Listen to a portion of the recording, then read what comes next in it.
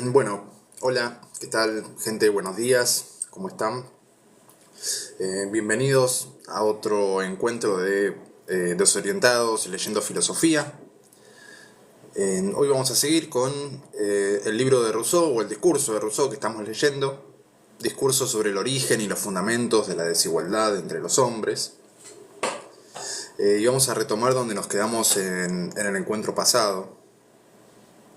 Sí, nosotros ahora ya estamos en la página 40 del PDF y del libro sería la página 83.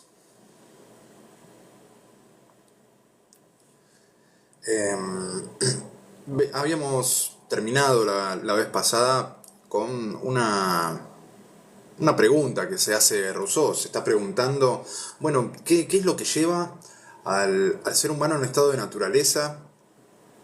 O mejor dicho, ¿qué es lo que aleja al ser humano de su estado de naturaleza?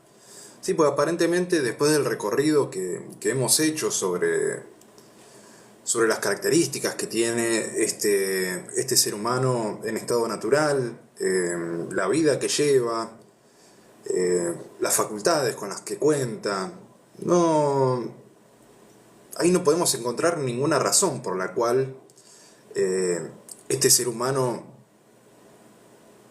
desprovisto de sociedad quiere alejarse de su estado actual, ¿sí? De su estado natural, porque tiene dónde comer, tiene dónde dormir, tiene todo lo que necesita. Hola Ibis, ¿cómo estás?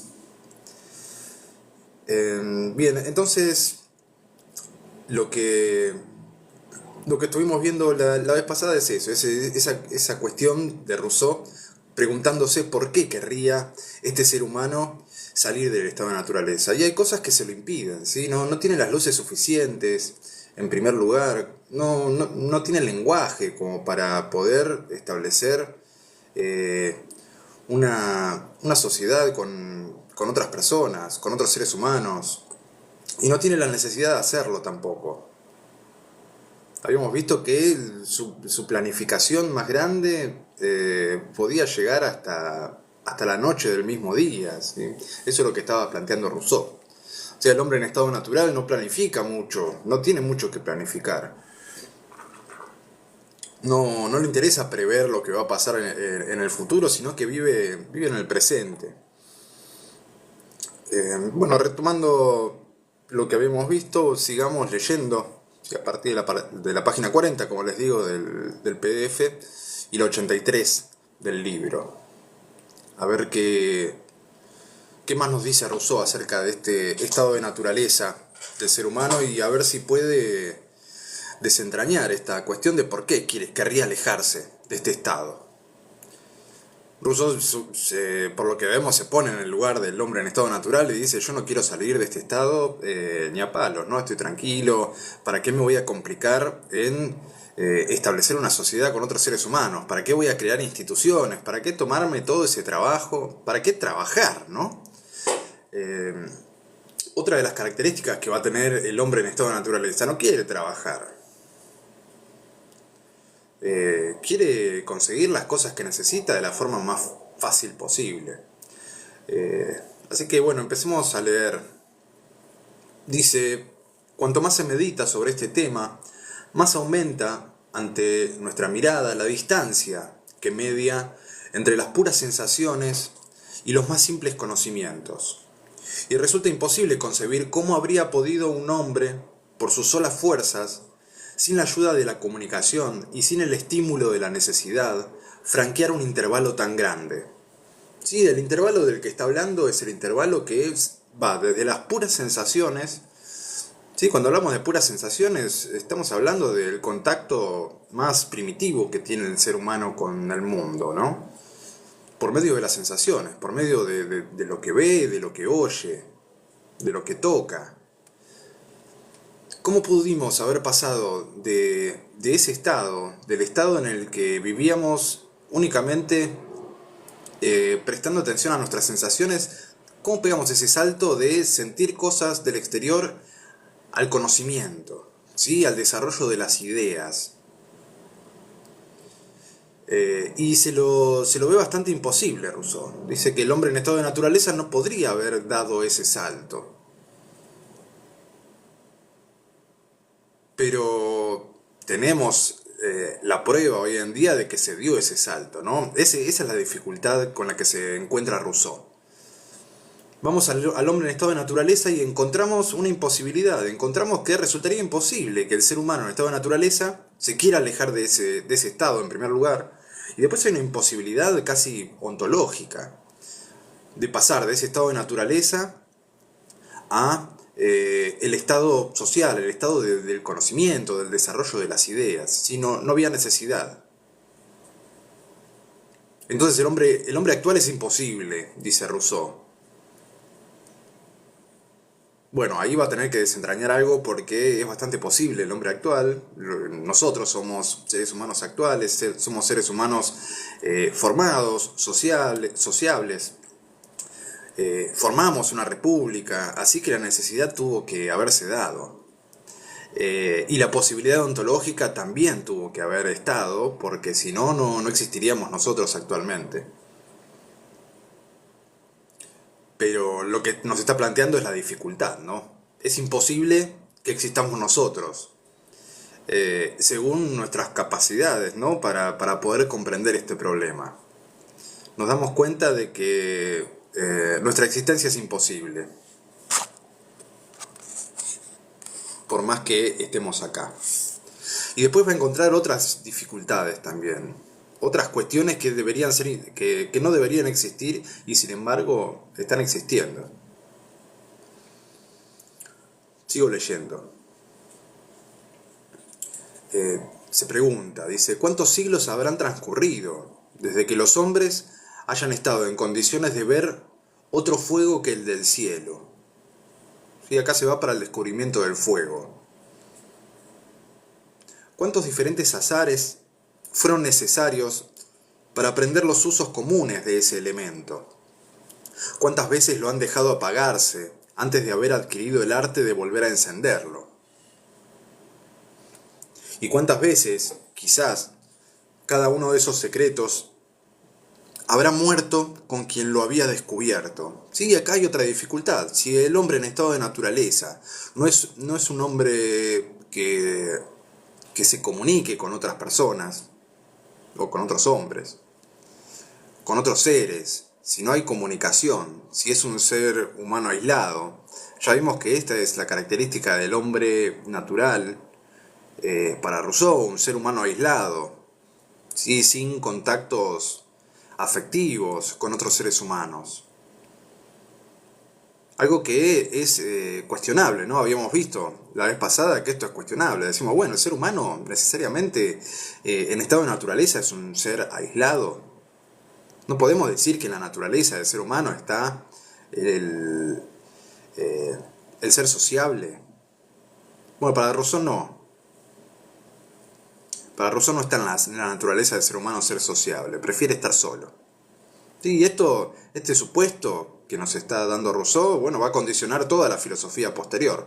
Todo lo que va a derivar de este supuesto, bueno, va a depender de ese supuesto. Pero vean que si nosotros quisiéramos discutirlo, estamos discutiendo algo radical, estamos discutiendo algo que está en la base del pensamiento rousseauiano. Se podría hacer algún trabajo de crítica sobre este supuesto.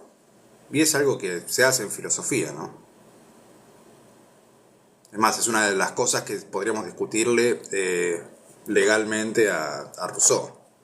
Si decimos que el hombre en estado de naturaleza no está aislado, sino que se une con otros seres humanos por una cuestión de necesidad y por un instinto, ¿sí? Un instinto de permanecer juntos, un instinto gregario que lo tienen muchos animales.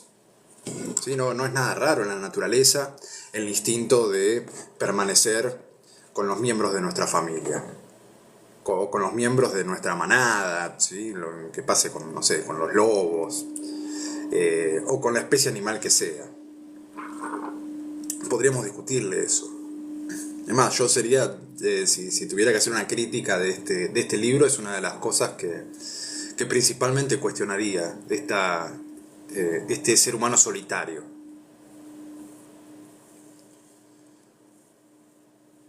Pero bueno, eso fue un paréntesis, ¿no? Algo que se le podría criticar a Rousseau. Pero bueno, vamos a ser solidarios con la lectura, como por lo menos yo acostumbro a hacer, para poder entenderlo un poco mejor. ¿Sí? Hay que ser solidarios, seguir leyendo, comprenderlo mejor. Y después, bueno, si viene el caso, hacemos una crítica, una buena crítica. Y acá tenemos una pista para hacerla. Tenemos un punto débil, a mi parecer, de la teoría rousseauiana. Y a veces me cuesta encontrar estos puntos débiles y blanquearlos, ¿no? O sea, Rousseau es un pensador enorme y a veces, no sé, me pasa que no me siento autorizado a hacer estas críticas, pero en filosofía se hacen estas cosas. Hay que sentirse autorizado a cuestionar. Bueno, sigo.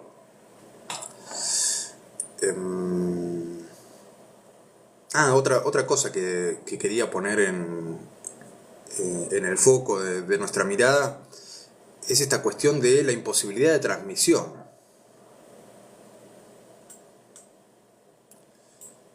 Dice Rousseau, ¿cuántas veces quizás cada uno de esos secretos habrá muerto con quien lo había descubierto?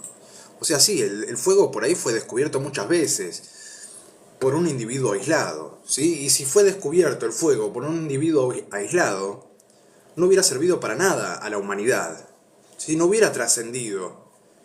O sea, lo hubiera descubierto cómo encender fuego, pero si no se lo transmitía a otras personas, ese conocimiento no hubiera perdurado. Así que ahí tenemos otra pista de que conocimiento sin sociabilidad es imposible. Es imposible que trascienda, es imposible que se acumule. Entonces, si yo descubro el fuego, si soy un ser humano aislado, no hay manera de que ese conocimiento perdure. Necesito sociabilidad, necesito de otros seres humanos a quien transmitirle mi conocimiento y que ellos se lo transmitan a las próximas generaciones, y así se va acumulando y así va perdurando el conocimiento de cómo encender un fuego, ¿no? A nosotros encender un fuego nos enseñaron nuestros padres, o nuestros tutores, lo que sea, o lo aprendimos de otras personas, no por nuestros medios. Entonces vean que ya para el descubrimiento del fuego es necesaria una sociabilidad humana. No para el descubrimiento, sino para que perdure ese conocimiento. Porque se pudo haber descubierto un montón de veces, dice Rousseau, pero ese conocimiento se murió con la persona que lo descubrió. Y así con muchas otras cosas, como la agricultura, ¿sí? Acá pasa a otra pregunta más larga acerca de la agricultura. Dice, ¿qué diremos de la agricultura? Un arte que requiere tanto trabajo y previsión, que depende de tantas otras artes, que evidentemente solo puede tener lugar en una sociedad, al menos comenzada, y que sirve no tanto para obtener alimentos que la tierra por sí misma nos daría, cuanto a forzarla a producir según preferencias que corresponden a nuestro gusto. Y entonces sí, la agricultura tampoco pudo haberse formado en el ser humano en estado de naturaleza, en este ser humano aislado. Primero que no hubiera tenido la necesidad, porque por lo que dice acá, la tierra misma nos da sola esos alimentos que nosotros cultivamos. El hombre o el ser humano previo a la sociedad no necesitaría de la agricultura. Y si la necesita y descubre la agricultura, no podría sobrevivir ese conocimiento porque no habría manera de transmitirlo. Estamos imaginando un ser humano sin lenguaje, sin estructura social, sin estructura familiar siquiera. Sí, acá está dejando afuera a la estructura familiar también. Sigo, dice más. Supongamos que los hombres se hubieran multiplicado a tal punto que las producciones naturales hubieran dejado de alcanzar para alimentarlos. ¿Sí? Acá empieza a plantear un panorama de necesidad. ¿Sí? Al principio decía, bueno, el ser humano en estado de naturaleza, feliz, come de los árboles, encuentra comida por todos lados. Bueno, supongamos, ¿sí?, que empieza a escasear la comida porque hay muchos seres humanos. Su posición dice que, dicho sea de paso, mostraría una gran ventaja para la especie humana en esta manera de vivir. Supongamos que sin forjas ni talleres, los instrumentos de labor hubieran caído del cielo entre la mano de los salvajes. Que esos hombres hubiesen vencido el odio mortal que sienten todos ante un trabajo continuo.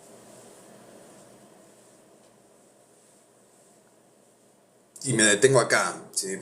Primero, supongamos que sin forjas ni talleres, porque sí, eso no había, y es lo necesario para la agricultura, por lo menos para la agricultura medianamente desarrollada. Pero dice, bueno, supongamos esto, que sin forjas ni talleres los instrumentos de labor le hubieran caído del cielo entre las manos a estos salvajes. Primer cosa que tiene que haber pasado, una cosa absurda, ¿no? Que le caigan del cielo herramientas. Otra cosa cuestionable. Podemos decir, bueno, lo podrían haber hecho a mano, hubiera costado mucho más, pero bueno, se podría haber hecho. Bueno, dice, entonces, en primer lugar, supongamos que cayeron del cielo herramientas, cosa que el hombre salvaje no es capaz de hacer.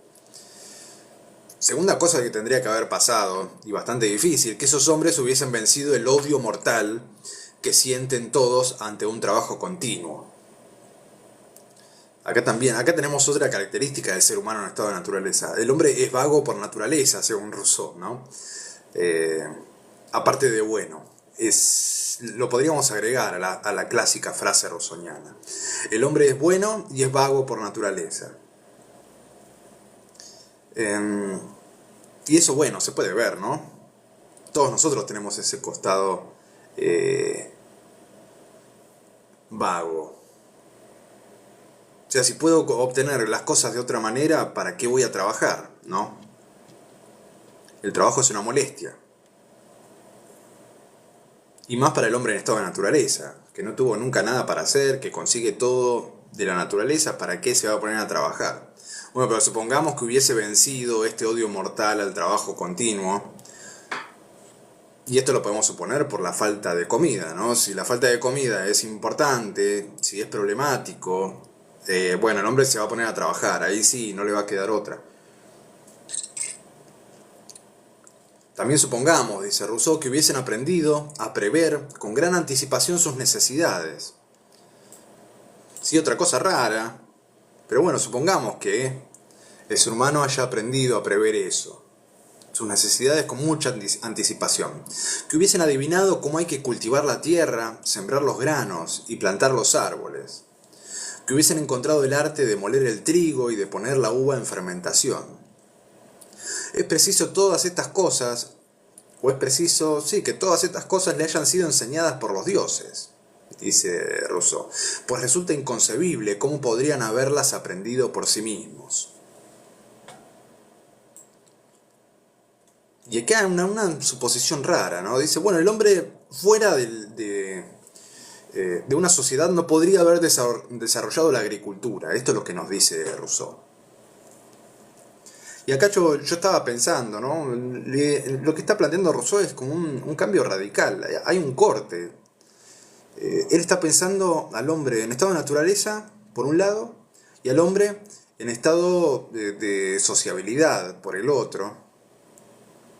Y ve estos estados como un corte radical, como si hubiera un momento en el que el ser humano hubiese pasado del estado de naturaleza al estado social, ¿sí?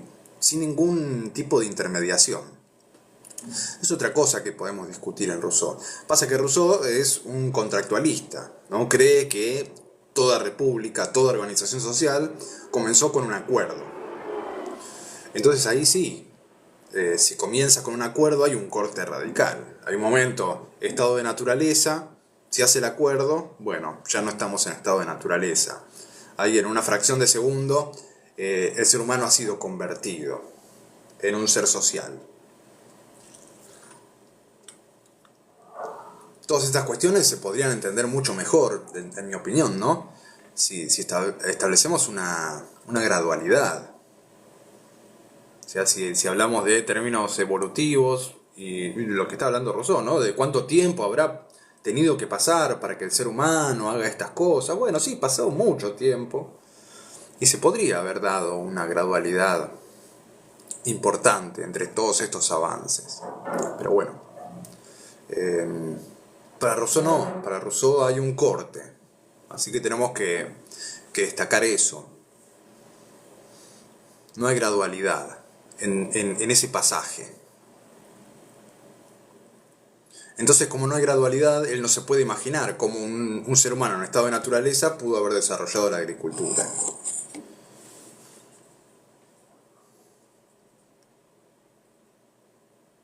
La única respuesta es que le haya sido enseñado todo esto por los dioses, o que hayan caído herramientas del cielo. Hay muchas teorías al respecto. Yo tengo un amigo que tiene estas teorías de que las cosas importantes o los grandes avances del ser humano, los tecnológicos, ¿no? Como esto, como la agricultura, me discute siempre que no podría haber surgido de la nada. O sea que el ser humano no podría haber aprendido por sí solo todas estas cosas. Y tiene la teoría de que fue enseñado por extraterrestres a los seres humanos, ¿no?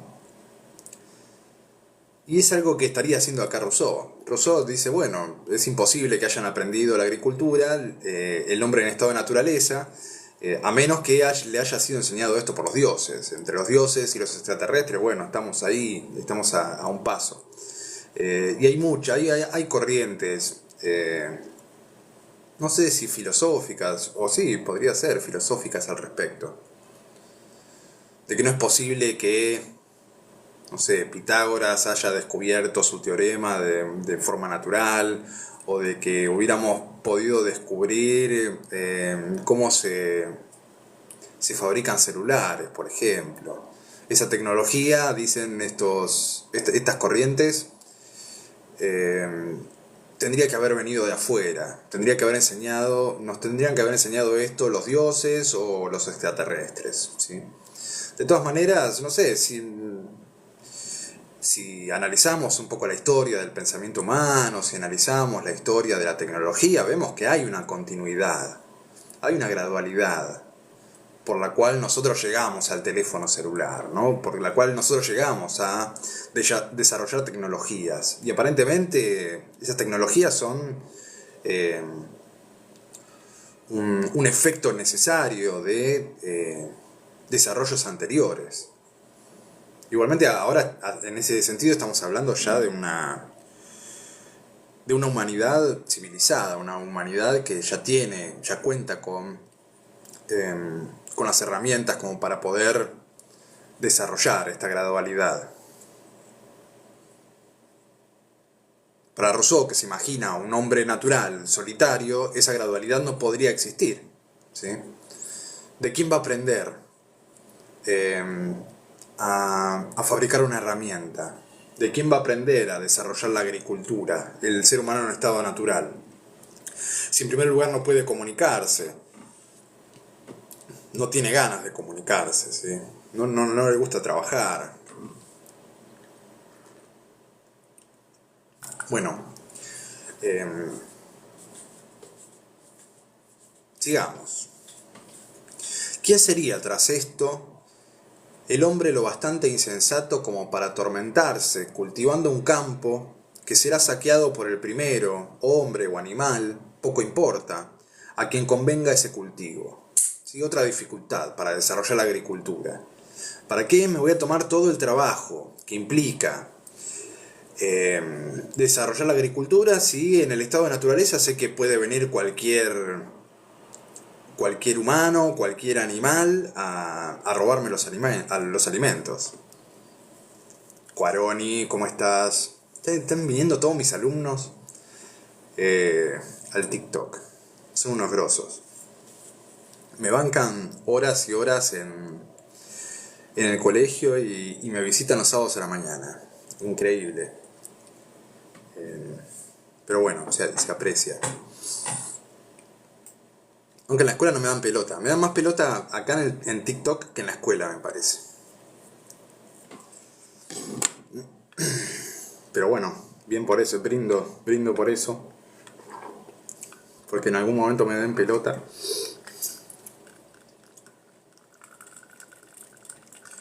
Por ahí el futuro de la educación viene por este lado, ¿no? Habría que analizarlo.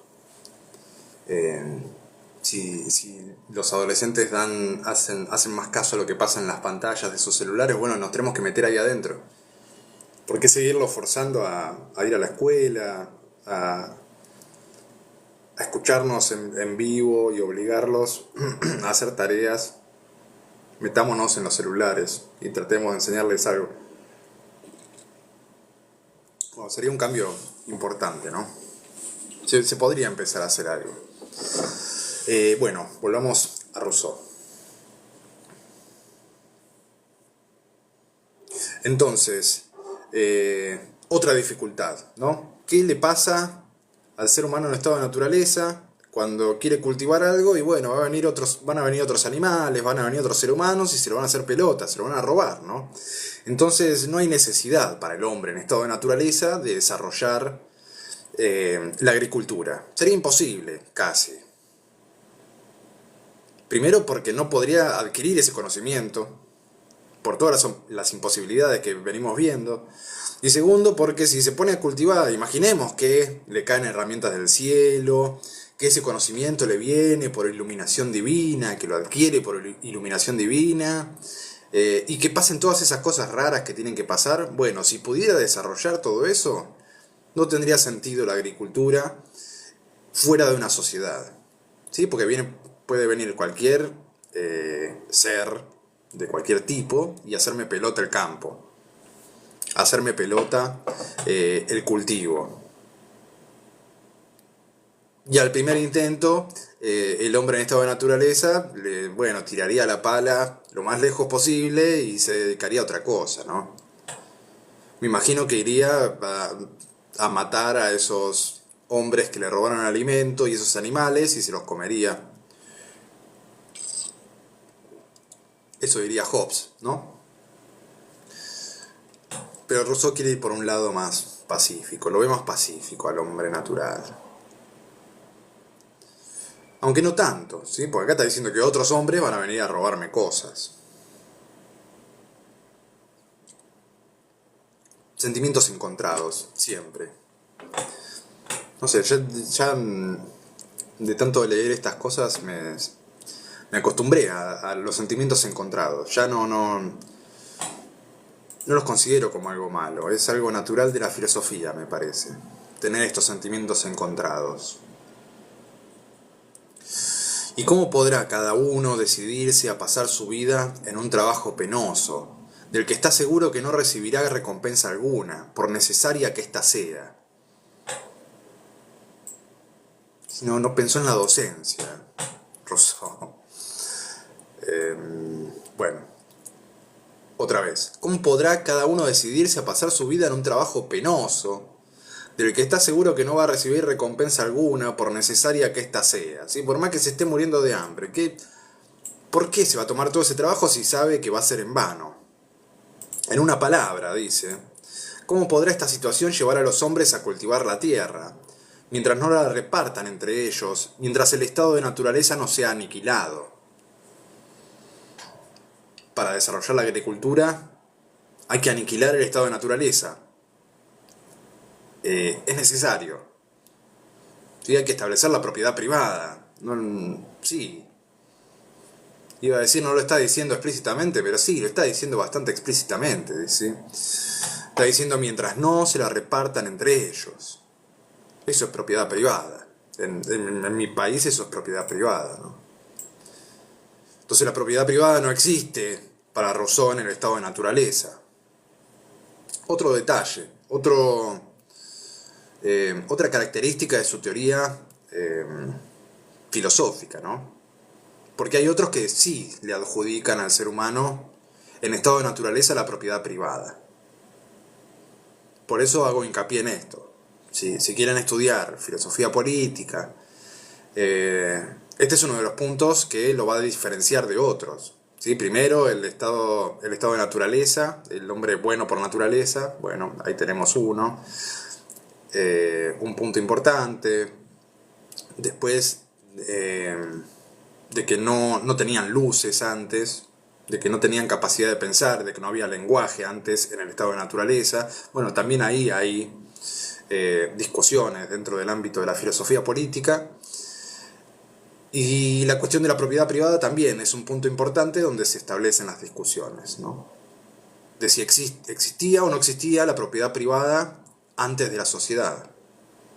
Porque algunos dicen que la sociedad surge para proteger la propiedad privada.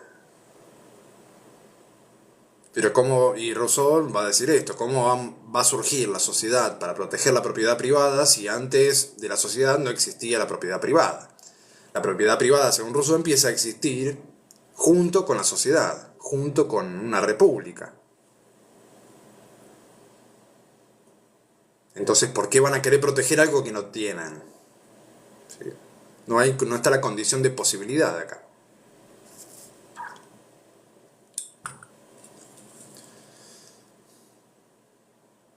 Sigo.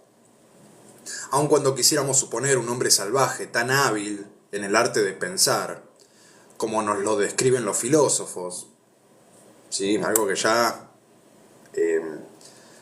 a Rousseau le parece algo absurdo. Quaroni, gracias por las rosas. Quaroni, deja de gastar plata. Que me paguen los otros. Mis alumnos no me tienen que pagar nada. Pero bueno, se agradece igual.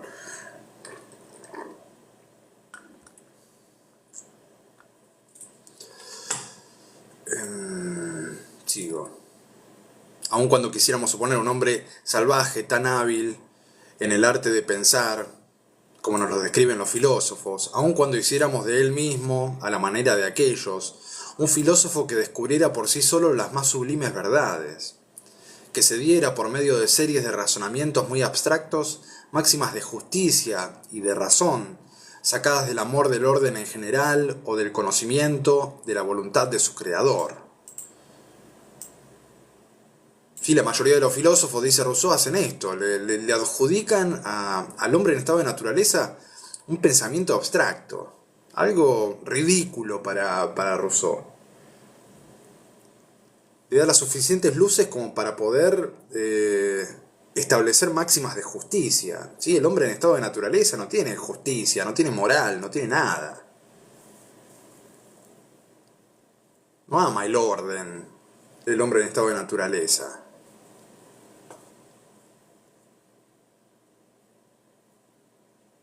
Y tampoco podría creer en Dios, ¿no? Dios no es algo que surja de un ser humano en estado de naturaleza individual. Dios surge a partir de que el ser humano se une en sociedad con otras personas y bueno, empiezan a pensar. O sea, para poder creer en Dios necesitamos lenguaje en primer lugar, instituciones, necesitamos estar con otras personas. Necesitamos habernos preguntado acerca del origen del mundo. Es un ser humano muy avanzado, el ser humano que cree en Dios.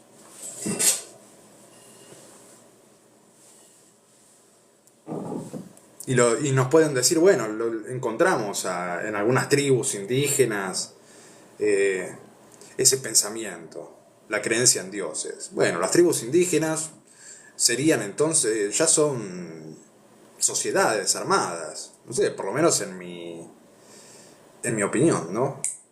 Ahí tenemos personas que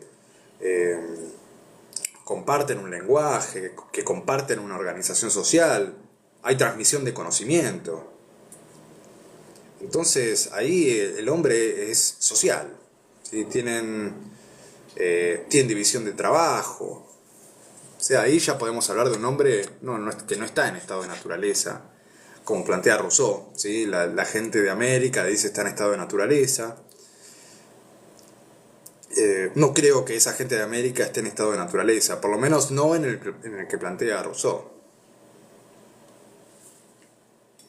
En una palabra, dice, aun cuando le supusiéramos en el espíritu tanta inteligencia y luces como los que debe tener, en lugar de la torpeza y la estupidez que de hecho encontramos en él, ¿qué utilidad sacaría la especie de toda esa metafísica, que no podría ser comunicada y que perecería con el individuo que la habría inventado? Este no puede ser trabajo de un individuo, la creencia en Dios, ¿sí? A Dios no lo inventó un solo hombre, no hay manera de que haya podido pasar eso. El concepto de justicia no pudo haber surgido de la mente de un solo ser humano. Y si pasó, bueno, se murió con ese ser humano, dice Rousseau. Siempre pensando en un ser humano que no puede hablar, ¿no? Que no tiene lenguaje. Porque sin lenguaje no hay religión, no hay Dios. Sin lenguaje no hay pensamiento abstracto. Sin lenguaje nos atenemos únicamente a lo que percibimos por medio de los sentidos. Entonces lo que se está preguntando Rousseau es ese salto que parece imposible, que ocurrió, pero si lo pensamos bien, es imposible. Es imposible que estemos acá. Es imposible que hablemos para Rousseau. El lenguaje es imposible. Ahora se va a meter con el lenguaje. Es un problema que le resulta bastante atractivo y bastante curioso a Rousseau, el origen del lenguaje. Porque también ve la imposibilidad de que exista el lenguaje. ¿Cómo podría haber el ser humano creado una lengua previa a la sociedad, ¿no? Porque en una sociedad sí, es entendible, se puede transmitir la lengua, podemos establecer acuerdos de cómo nombrar las cosas, pero eso ya implica un hombre social, un hombre en estado civilizado, pongámosle. Pero si el inicio de una sociedad es un contrato implica un pensamiento abstracto, un pensamiento lingüístico. Un contrato se hace con palabras. ¿Cómo puede formarse una sociedad si no existiera el lenguaje? Es imposible. Y es imposible que el lenguaje exista sin sociedad. Entonces ahí hay un dilema, hay un problema. Se vinieron todos los alumnos. Feli. ¿Quién es Feli? Dino, me imagino. Mi amigo Dinete.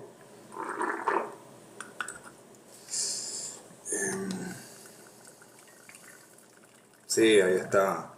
Muy bien, Dino. ¿Cómo está? Se levantaron todos temprano. Están contentos, están excitados por las vacaciones y se levantaron todos temprano. Está muy bien.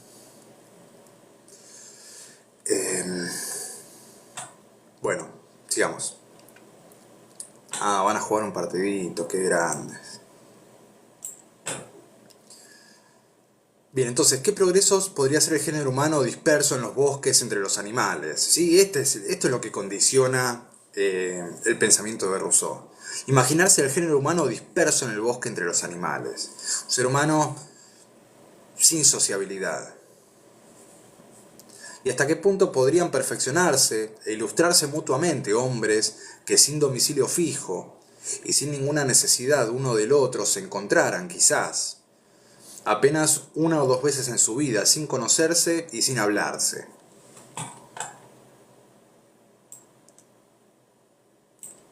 Considérese cuántas ideas debemos al uso de la palabra. Hasta qué punto la gramática ejerce y facilita las operaciones del espíritu. Sí, podríamos decir que sin lenguaje no podríamos pensar directamente. No podríamos acceder a ningún tipo de pensamiento abstracto sin lenguaje. Hay quienes identifican al lenguaje con el pensamiento.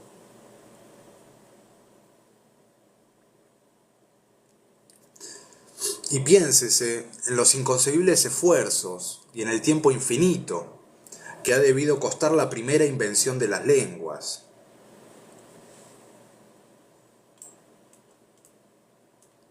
Sí, no sé, yo veo un conflicto interno en Rousseau.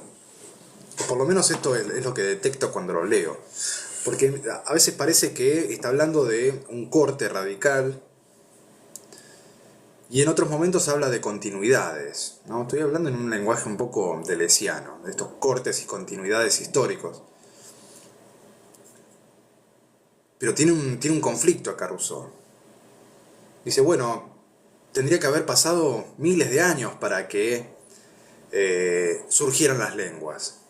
Y sí, está bien. O sea, ahí hay una posibilidad, un progreso de ensayos, de encontrarse con otros seres humanos, de intentos. Podría haberse inventado una lengua a lo largo de miles de años y aparentemente acá Rousseau le está diciendo sí y no.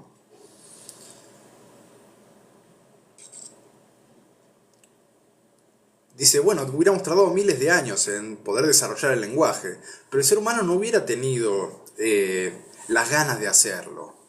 Acá está acá está el problema que tiene Rousseau, acá está el conflicto. Si no tiene la necesidad del ser humano de desarrollar un lenguaje, o de estar de miles de años tratando de desarrollar un lenguaje, si no lo necesita. Le podríamos objetar, ¿sí? Que el desarrollo del lenguaje es un desarrollo natural en el ser humano. Podríamos decir que eso le surgió sin ningún tipo de esfuerzo, sino que fue formado naturalmente por el solo esfuerzo de la naturaleza, no nuestro, ¿sí? No fue una intención del ser humano desarrollar el lenguaje. Esto lo estoy diciendo yo, no es Rousseau. Para Rousseau, la lengua tiene que haber sido inventada, supuestamente, mediante el esfuerzo humano. Lo que estoy planteando yo es que el lenguaje es algo que surgió naturalmente del ser humano. Y acá, no sé, me gustaría tenerlo a Rousseau acá para discutir un rato. Pero sí, como dice Carmen, eh, fue necesario para sobrevivir, dice Carmen. Y puede ser, no sé si fue necesario para sobrevivir, porque la gente sobrevivía sin hablar. Durante millones de años sobrevivió sin hablar. Pero sí, posiblemente haya sido algo que fue producto de la evolución, ¿sí? La evolución muchas veces, o los cambios que se dan en los animales o en los seres vivos, no son necesarios, sino que surgen azarosamente y pasan a formar parte de las facultades del animal, porque le resulta útil, porque le da más posibilidades de supervivencia.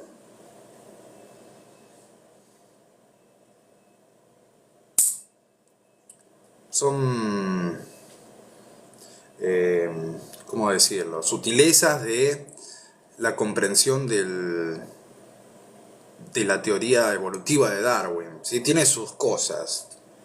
Hay peligros con la comprensión de la teoría evolutiva de Darwin. Uno tiende a pensar cuando lee a Darwin o cuando lo conoce así un poco por arriba que sí, que las especies evolucionan para adaptarse al ambiente. Y yo no estoy de acuerdo con esa lectura. Yo creo que lo que Darwin plantea es que los animales mutan constantemente, ¿sí? No mutan, la naturaleza no opera cambios sobre los seres vivos para que se adapten mejor al ambiente. No pasa eso.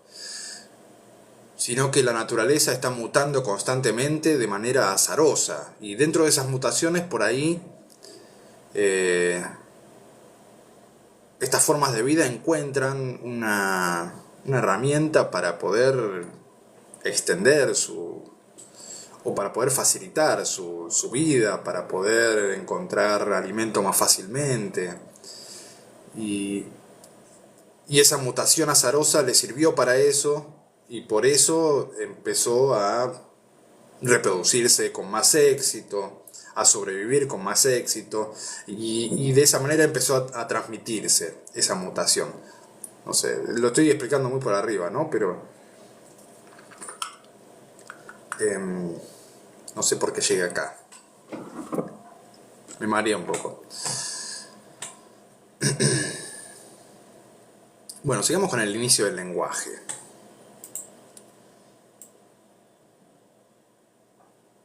Entonces, el inicio del lenguaje para Rousseau es producto de esfuerzo infinito del ser humano, cosa con lo que yo no estaba de acuerdo, ¿sí? Lo planteé en términos evolutivos.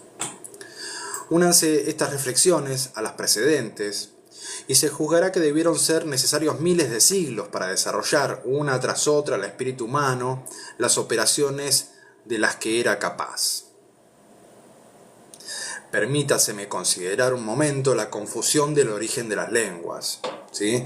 Y acá arranca Rousseau con el origen de las lenguas. No sé, conociéndolo un poco a Rousseau, creo que estaba esperando este momento para decir, bueno, vamos a hablar de las lenguas. Me lo imagino acosando a la gente en la calle, tratando de hablarle acerca del origen de las lenguas, porque escribió otro tratado acerca de este origen. Estaba un poco obsesionado con eso. Pero no sé, es una de las cosas que me gusta de Rousseau. Cuando puede trata de meter este problema, porque parece que le preocupa bastante. ¿Cómo es que se originaron las lenguas? Así que bueno, vamos a meternos en esta preocupación de Rousseau. Acá aparentemente hace un paréntesis y empieza a hablar acerca del origen de las lenguas, algo que le preocupa mucho.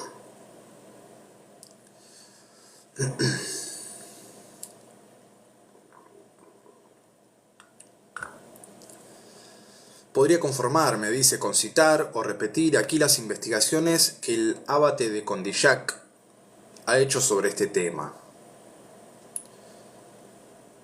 las cuales confirman plenamente mi impresión y me han dado tal vez la primera idea. Pero la manera en que este filósofo resuelve las dificultades que se plantea a sí mismo respecto del origen de los signos instituidos muestra que ha supuesto lo que yo pongo en cuestión. Si ven lo que le pasa a la gente, ¿no? Cuando lee filosofía, nos pasa esto. Empezamos a leer, hay cosas que cuestionamos, hay cosas con las que estamos de acuerdo. Y Rousseau sigue haciendo lo mismo. Rousseau hace lo mismo que estamos haciendo nosotros, ¿no? Poner en cuestión cosas. En este caso lo está haciendo con el abate de Condillac. Por eso no hay que sentirse culpable de poner en cuestión cosas que dicen los filósofos, ¿no? Porque viven de eso los filósofos, de poner en cuestión cosas que dicen los demás. Así que hay que animarse a hacer esto. Al principio cuesta, ¿no?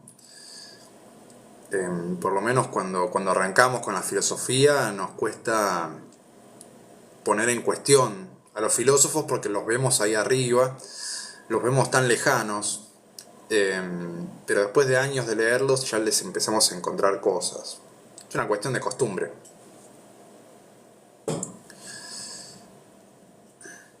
Dice, bueno, lo que yo pongo en cuestión, a saber, una suerte de sociedad ya establecida entre los inventores del lenguaje. Entonces Condillac, el abate de Condillac, no supone, o sea, entiende el origen del lenguaje antes de la sociedad.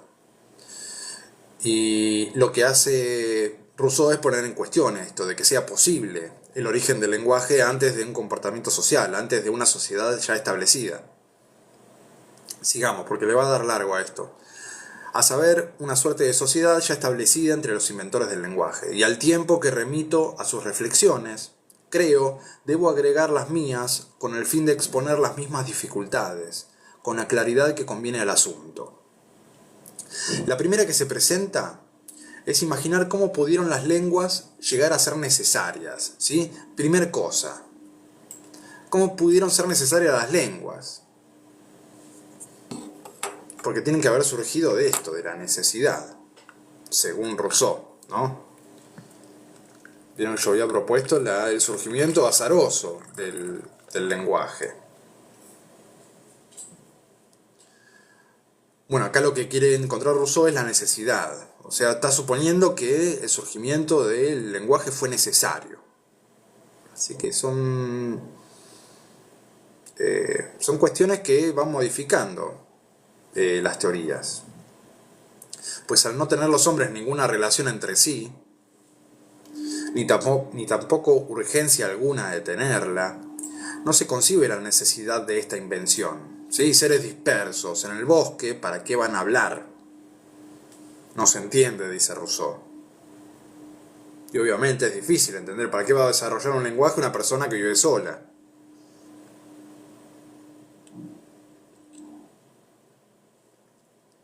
Así que, en primer lugar, en ese sentido, el hombre natural que se imagina Rousseau no tiene necesidad del lenguaje. Y si no fue indispensable, dice, tampoco se concibe su posibilidad. Podría decir, como muchos otros, que las lenguas nacieron en el comercio doméstico de padres, madres e hijos. Si acá podríamos... acá se está refiriendo, creo, a Aristóteles, diría yo. Aristóteles tiene una visión más naturalista del origen de las sociedades.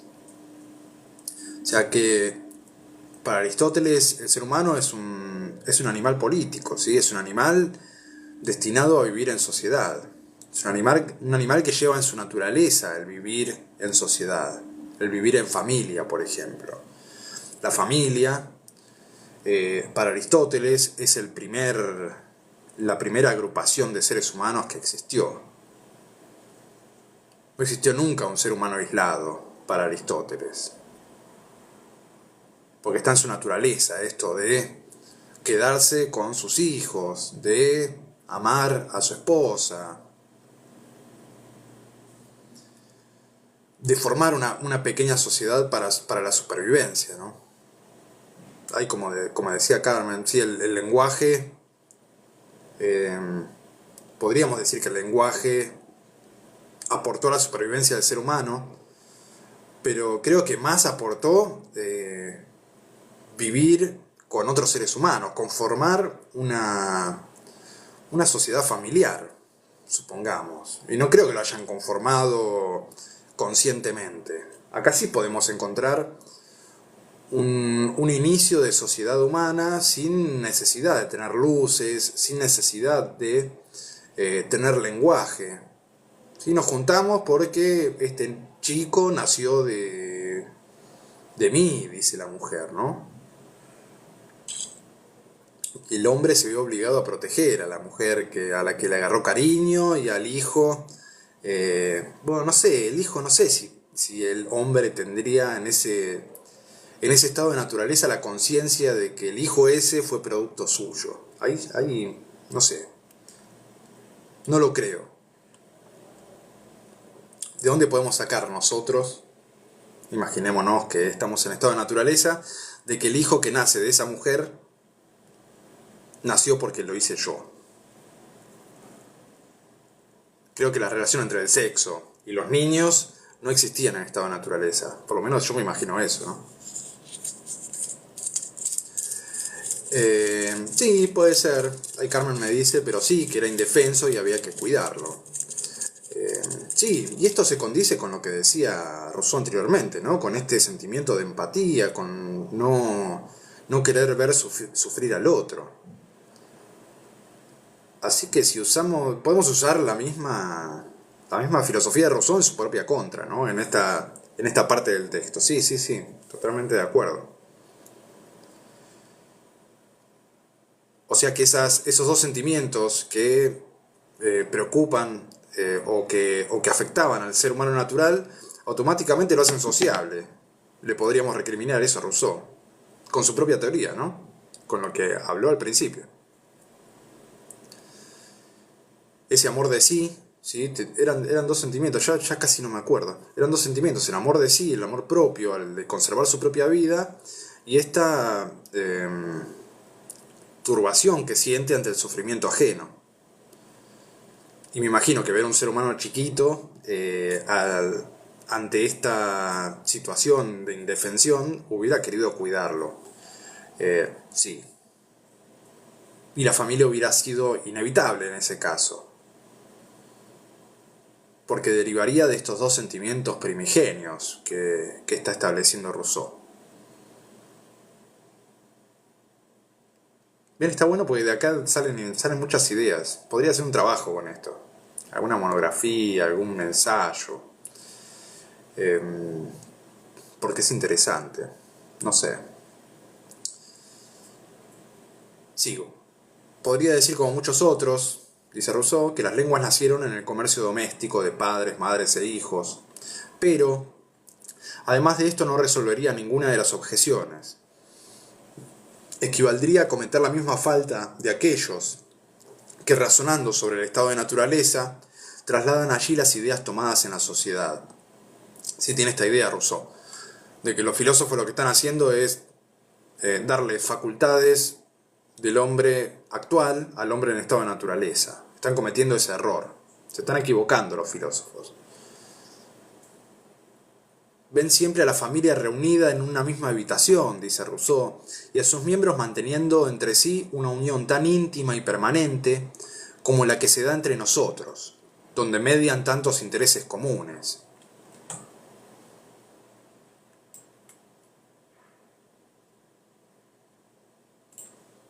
Por el contrario, en aquel estado primitivo, al no tener ni casa, ni cabañas, ni propiedad de ningún tipo, cada uno se cobijaba al azar, y a menudo solo por una noche. Los machos y las hembras se unían fortuitamente de acuerdo con el encuentro, la ocasión y el deseo, sin que la palabra fuera un intérprete demasiado necesario de las cosas que tenían para decirse, y con la misma facilidad se alejaban. Sí, desde acá tenemos que entender la teoría de Rousseau. El hombre aislado, que no le interesa unirse con otros.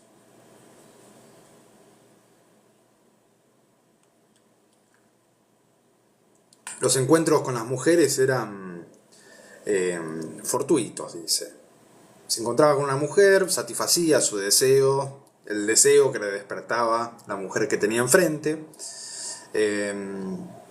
y después se alejaba porque no tenía nada más que los uniera.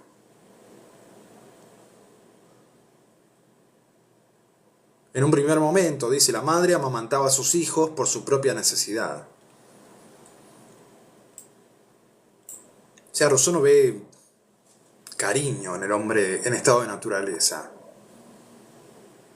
Aparentemente el cariño es una cuestión social, no sé. Es lo que tiendo a imaginar cuando leo a Rousseau. El hombre de estado de naturaleza hace lo que le conviene nada más. Y yo creo que ahí está haciendo algo Rousseau de lo que está denunciando. Rousseau está denunciando el comportamiento egoísta que tiene el ser humano en su actualidad y lo está trasladando al hombre en estado de naturaleza. Pobre Rousseau no se puede defender de esto. Carmen me dice, no entendí lo de amamantaba por su propia necesidad. Y sí, porque la mujer si...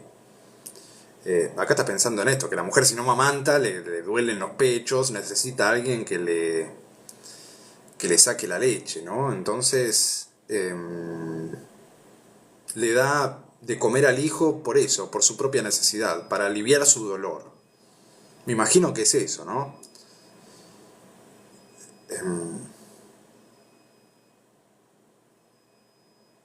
No sé, no conozco mucho del amamantamiento de las mujeres, pero me parece que sí, que sienten dolor, ¿no? Confirmámelo vos, Carmen.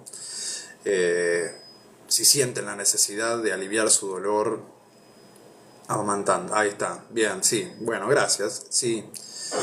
Yo entendía eso, ¿no? Que hay un cierto dolor, una cierta necesidad de sacarse eso. Y la mujer en estado de naturaleza lo hace dándole de amamantar al hijo. Entonces inicia este amamantamiento como una cuestión egoísta, ¿no? Esto es lo que por ahí podríamos recriminarle a Rousseau. Ese sentimiento, el cariño, no existía antes. Más tarde, cuando la costumbre la llevó a quererlos, dice Rousseau, la costumbre, ¿no? Acostumbrarse a darle de mamar lo llevó a quererlos. Los alimentaba por la necesidad de ellos. ¿Sí? Cuando llegó a quererlos. Cuando llegó a querer a su hijo, primero le dio de amamantar por su propia necesidad y después lo empezó a alimentar por la necesidad del niño. Pero al principio fue egoísta. En cuanto tenían fuerza para ir a buscar su propio sustento, no se demoraban en abandonar a su madre. Y como casi nunca la manera de volver, y como casi la única manera de volver a encontrarse era no perderse de vista, pronto llegaban al punto de ni siquiera reconocerse unos a otros.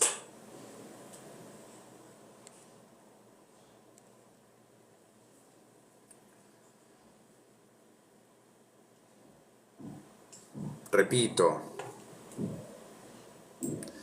los hijos no se demoraban en abandonar a su madre. Sí, hay otra característica, la misma característica que venimos viendo en el hombre en estado de naturaleza, ¿no? Un ser humano egoísta, bastante egoísta, que no siente cariño por sus pares.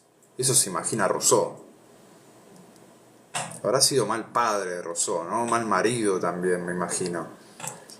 Que piensa que su naturaleza es esta, una naturaleza egoísta, una naturaleza sin cariño. Es verdad que la única manera de volver a encontrarse era no perderse de vista, ¿no? Si no tenían un hogar fijo, también dudoso, podrían tener una cueva fija, la familia, y se iban y después volvían al mismo lugar. No sé, me imagino. Tengo que parar de criticar a Rousseau, pero me sale solo. Igual soy un gran admirador de Rousseau, por eso estoy leyendo esto. Entonces la única manera de volver a encontrarse era no perderse de vista. Y este problema lo que hace es dispersar a los seres humanos, ¿no? Pronto llegaban al punto de ni siquiera reconocerse unos a otros. Se distanciaban durante tanto tiempo que después no se reconocían. Nótese aún que, dado que es el niño quien tiene que explicar todas sus necesidades, y por consiguiente tiene más cosas que decir a la madre que la madre al hijo, a él le corresponde hacer el mayor esfuerzo en la invención. O sea, si hay alguien que tiene la necesidad de inventar un lenguaje, es el niño, no la madre. La madre no necesita hablarle a nadie. El padre tampoco necesita hablarle a nadie. Para estar con la mujer no necesitaba hablar, ¿no?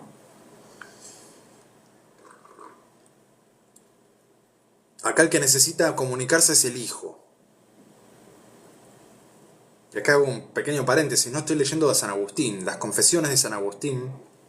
No paro de leer, estoy todo el día leyendo. Estoy leyendo las confesiones de San Agustín y San Agustín habla del principio de su vida, de su niñez, que no se acuerda de nada. Y también hace se quiere imaginar cómo era ser un bebé, ¿no? Y también ve la necesidad, San Agustín, de comunicarse en el niño, de reclamar eso que le corresponde, eso que necesita de la madre, ¿no? También ve el inicio del lenguaje ahí, o por lo menos la necesidad del lenguaje. Ahí lo ve San Agustín. Recomiendo esa lectura de San Agustín, las confesiones. Muy religioso, muy dedicado a Dios, ¿no? Pero hace todo un recorrido desde su nacimiento hasta su conversión. Y desde su nacimiento, hablo de su nacimiento, ¿sí? Analiza cosas que le hubieran pasado de bebé. Y habla del lenguaje, habla de esta necesidad del niño de comunicarse. Es el que más necesitado está de comunicarse. Y acá Rousseau lo está retomando. No sé si está pensando en San Agustín, no tengo idea, pero me hizo acordar a eso. Y la lengua que emplea debe ser en gran parte obra suya, obra del niño, la cual multiplica las lenguas por la cantidad de individuos capaces de hablarlas. A lo cual contribuye todavía más la vida errante y vagabunda. Bueno, vecino recopado prendió la agujereadora, me parece. Hermoso. Gracias. Bueno, espero que se escuche bien. Voy a tratar de terminar. Y la lengua que emplea debe ser en gran parte obra suya, la cual multiplica las lenguas por la cantidad de individuos capaces de hablarlas. A lo cual contribuye todavía más la vida errante y vagabunda, que no da a ningún idioma el tiempo de tomar consistencia. Sí, o sea, en el estado de naturaleza, el único inventor de algún protolenguaje tendría que ser un niño, ¿sí? Y debido a la dispersión que existe entre los seres humanos, ningún idioma tendría el tiempo de tomar consistencia, ningún idioma tendría tiempo de trascender, ¿no?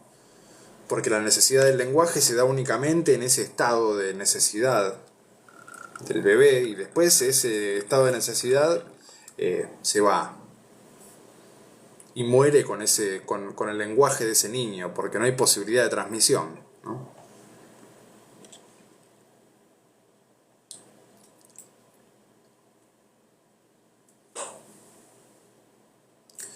Pero para entenderlo alguien tiene que compartir ese lenguaje. Sí, las madres comparten el lenguaje de sus hijos. Carmen, vos lo sabes más que nadie. Sí, entienden a sus hijos, entienden ese lenguaje. No sé si es lingüístico, pero sí, yo creo que las madres entienden el lenguaje que inventa el hijo. Esa es la sensación que tengo yo. La sensación por la experiencia, ¿no? Veo madres interpretando constantemente lo que dicen los hijos, ¿no? A vos viene, te habla un chico, no entendés nada absolutamente de lo que dice, y la madre siempre tiene la capacidad de traducirlo. Me acuerdo de Laura con Aligüen, ¿sí? A mí venía Aligüen y me hablaba un lenguaje indescifrable, y Laura sabía exactamente lo que decía Aligüen. Era su traductora. Y así, no sé, me pasó con muchos niños. Y creo que sí, que la madre entiende ese lenguaje inventado, lo llega a entender. Después, bueno, el niño se adecúa al lenguaje que se habla en la sociedad, ¿no? No prospera ese protolenguaje. Pero, sí, en este lado estoy de parte de Rousseau, ¿no? Que cada niño al principio de su vida fabrica su propio lenguaje. Después se acomoda al lenguaje de la madre, ¿no? Sigo. Pues decir que la madre dicta al hijo las palabras que deberá usar para pedirle tal o cual cosa, demuestra cómo se enseñan las lenguas ya formadas, pero no cómo se forman.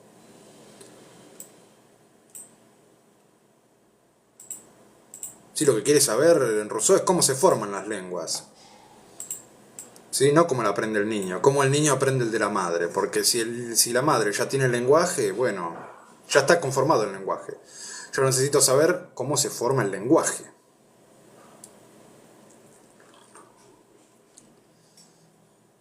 Supongamos, dice Rousseau, vencida esta primera dificultad. Así que supongamos que esta dificultad fue vencida, cosa que no. Franquemos por un momento el espacio inmenso que debió encontrarse entre el puro estado de naturaleza y la necesidad de las lenguas, y busquemos, desde su supuesta necesidad, cómo pudieron comenzar a establecerse. ¿Sí? Supongamos que sí era necesaria la lengua, el lenguaje para el ser humano, cosa que todavía no estamos seguros, pero bueno, supongámoslo, y tratemos de ver cómo es posible que se haya originado el lenguaje. He aquí una nueva dificultad, dice, peor aún que la precedente.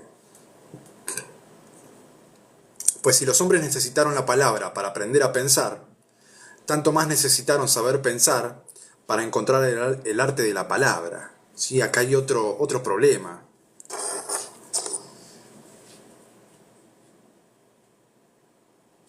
O sea, el lenguaje es la condición de posibilidad del pensamiento.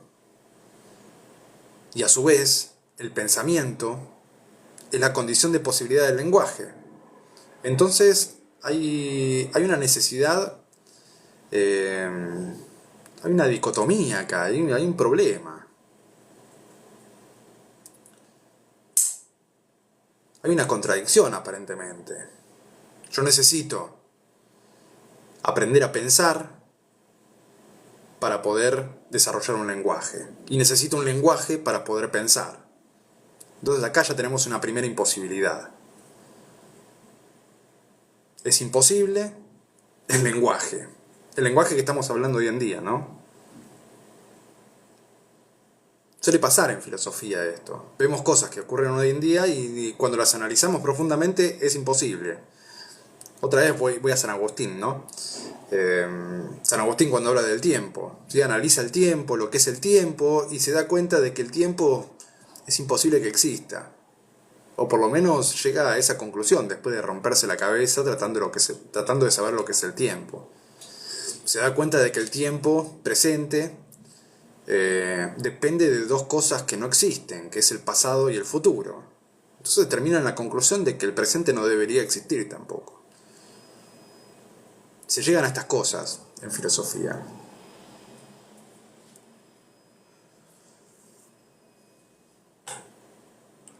Y aun cuando se comprendiera cómo los sonidos de la voz han sido designados intérpretes convencionales de nuestras ideas, quedaría todavía por saber cuáles han podido ser los intérpretes de esta convención respecto de las ideas, que por no tener un objeto sensible, no podían indicarse ni por el gesto ni por la voz, de suerte que apenas podemos hacer conjeturas coherentes respecto del nacimiento de este arte de comunicar los pensamientos y establecer un comercio entre los espíritus.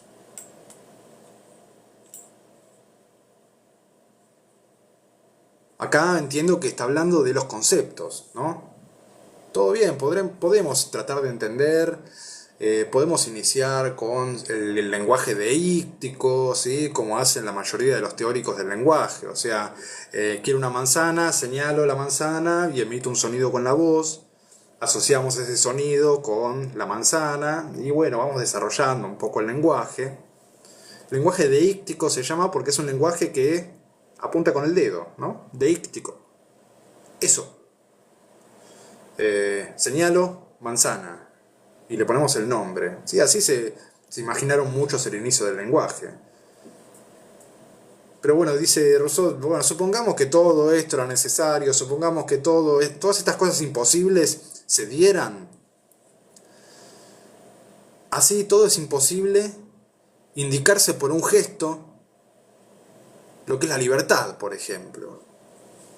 ¿Cómo desarrollamos ese concepto que no se puede ver, que no se puede indicar con el dedo? La libertad, la verdad, la justicia, por ejemplo. Sí, el lenguaje es mucho más complicado que apuntar con el dedo y decir una palabra. Es mucho más complejo.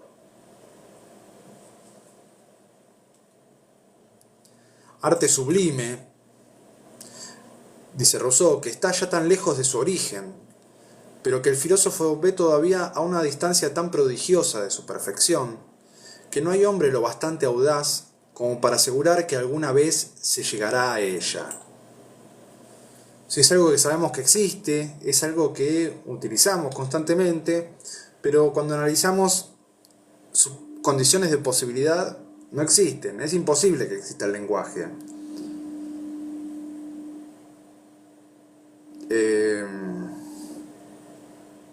Rarísimo. Aun cuando las revoluciones que el tiempo trae necesariamente fuesen suspendidas en su favor, dice, o los prejuicios salieran de las academias, o callaran ante su autoridad, y las mismas pudieran ocuparse de ese espinoso objeto durante siglos enteros sin interrupción.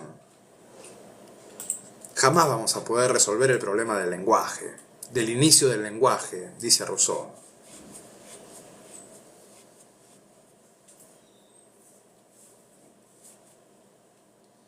Por más que las facultades cierren y se encierren todos adentro, todos los intelectuales adentro de las facultades y estén durante siglos tratando de desentrañar este problema, va a ser muy difícil de que se resuelva.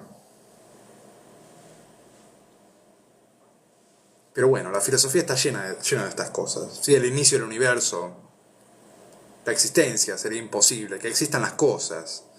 ¿Cómo es que las cosas pudieron salir de la nada? ¿Cómo es que lo que existe empezó a existir si antes no existía? Bueno, esa es nuestra condición. Sobre eso trabajamos los seres humanos, en nuestra cabeza, ¿no? Con esa imposibilidad de conocer, tratamos de conocer. Hablamos, aunque nuestra mente nos diga que es imposible que estemos hablando.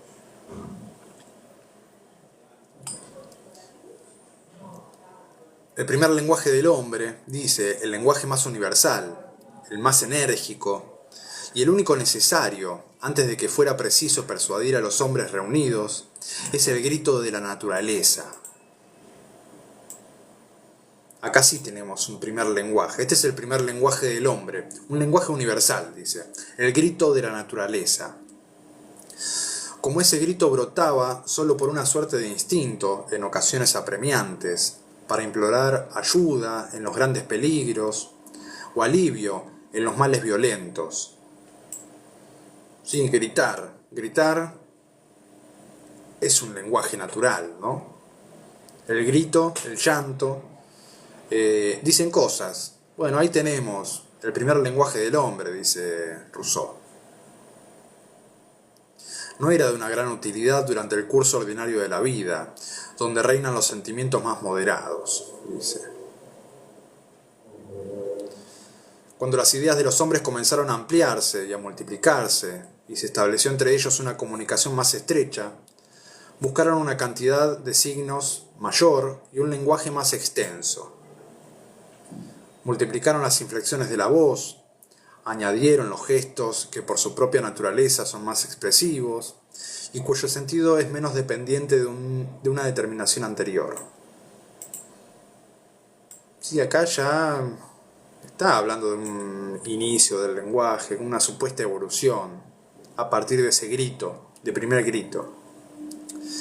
Expresaban entonces los objetos visibles y móviles por medio de gestos y los que afectan el oído por medio de sonidos imitativos. Sin embargo, como el gesto indica solamente los objetos presentes o fáciles de describir y las acciones visibles, como no tiene un uso universal, puesto que la oscuridad o la interposición de un cuerpo lo vuelven inútil, si el gesto, ¿no? Del gesto está hablando. Si yo no tengo la capacidad o no tengo la manera de señalar el objeto porque no está, necesito nombrarlo de alguna manera. O si está oscuro, ¿sí? No puedo señalar. Entonces ahí sí necesitamos establecer una especie de acuerdo. Sí, eso suponiendo de que ya estamos junto a otros seres humanos. Y como exige más atención que la que suscita, los hombres finalmente se dieron cuenta de sustituirlo por las articulaciones de la voz, que, sin tener la misma relación con determinadas ideas, son más aptas para representarlas todas como signos instituidos. Y acá está tratando de imaginar un inicio del lenguaje, dejando atrás todas las salvedades y todas las imposibilidades que nos acaba de decir, ¿no?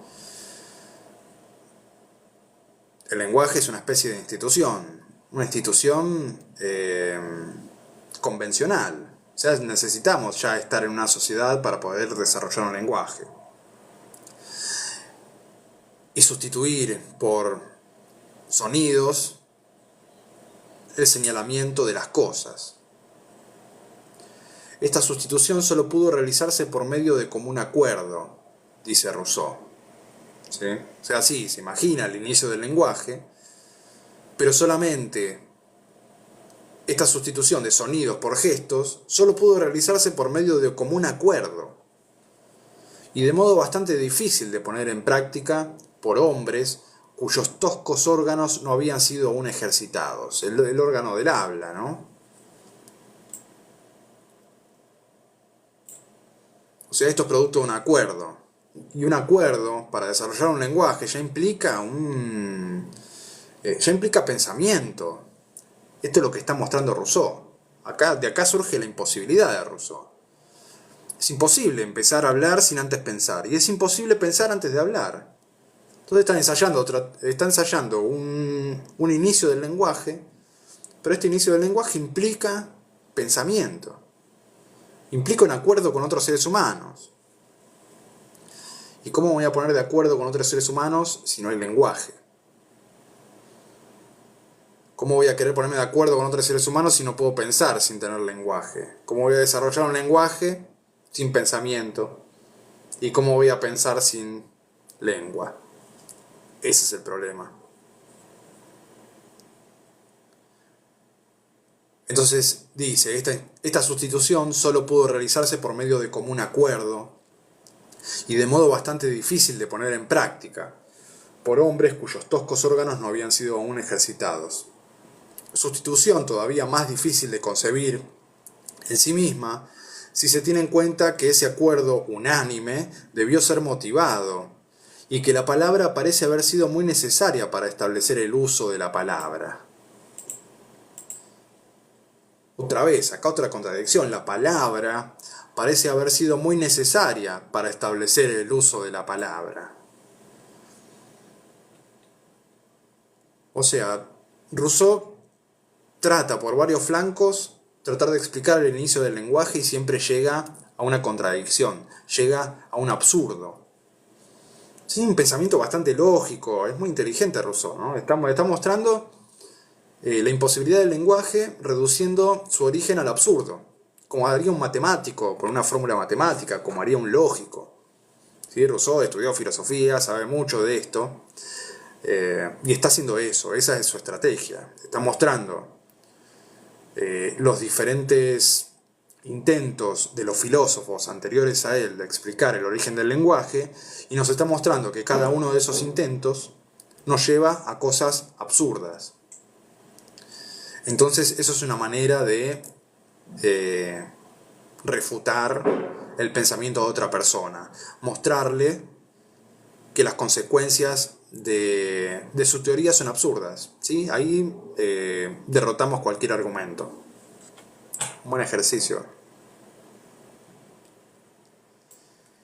Y bueno, vamos a dejarlo acá porque ya va a seguir hablando del lenguaje. No nos vamos a quedar con ganas de hablar del lenguaje, pero ya pasó el tiempo.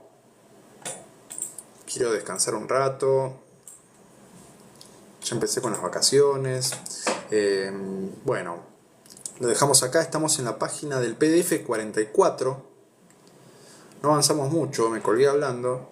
Página 87 del libro. Así que bueno, continuamos con Rousseau y el lenguaje y el hombre en estado de naturaleza el sábado que viene. Espero que les haya gustado, que la hayan pasado bien. Gracias a todos los que vinieron y nos estamos viendo. Chao.